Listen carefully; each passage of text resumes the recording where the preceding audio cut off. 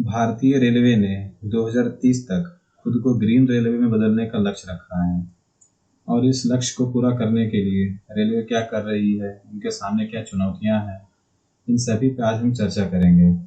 देखो, 2015 में पेरिस में जो क्लाइमेट चेंज सम्मेलन आयोजित किया गया था, भारत भी उन 196 देशों में शामिल था जिसने कार्बन उत्सर्जन पर कटौती करने में सहमति जताई थी, जिसके अंतर्गत कार्बन उत्सर्जन को कम करना और इसके ईंधन के विकल्प को तलाशना है।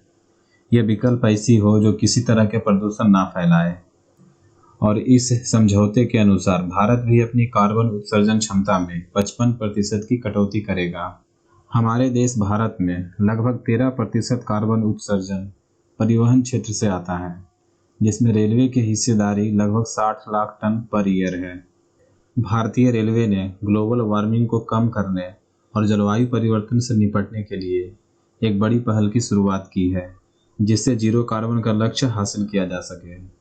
और इसके लिए रेलवे कई स्टेप ले रही है, जिसमें पहला है सोलर एनर्जी को बढ़ावा देना।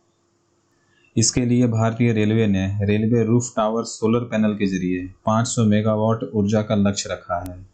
और अभी तक करीब 900 स्टेशनों सहित कई इमारतों पर 100 मेगावाट के सोलर प्लांट लगाए गए हैं। और बचे हुए कार्य को 2022 तक पूरा करने का लक्ष्य रखा गया है, जहां मिनिस्ट्री ऑफ रेलवे पूरी तरह से सोलर एनर्जी को अपना लेगी।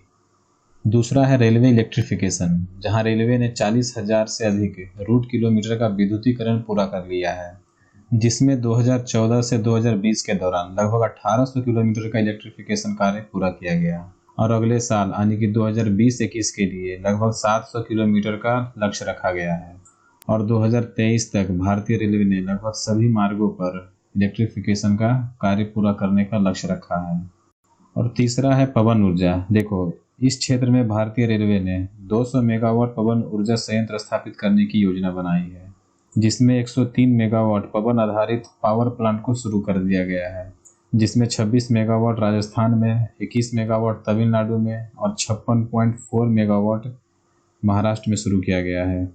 इसके साथ ही रेलवे स्टेशनों और रेलवे इमारतों में भारतीय रेलवे 100% LED लाइट का उपयोग करेगी।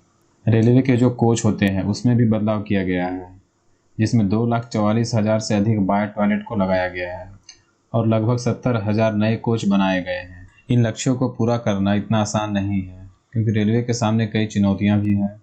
जहां रेलवे 100% सौर ऊर्जा की बात कर रही है, वहीं सौर ऊर्जा संयंत्र से 6 से 7 घंटे की विद्युत ऊर्जा प्राप्त की जाती है। इसे स्टोर करना भी अत्यंत खर्चीला होता है। ऐसे में सौर ऊर्जा को संरक्षित करना एक चुनौती होगी। इसके अलावा भी कई चुनौतियां हैं, लेकिन इसे पार कर रेलवे अपने ग्रीन प्रोजेक्ट को पूरा कर रही है और 2030 तक रेलवे को कार्बन मुक्त बनाने की ओर आगे बढ़ रही है। अपने इस लक्ष्य के माध्यम से वह अन्य क्षेत्र जैसे सड़क परिवहन को भी प्रेरित करेगी।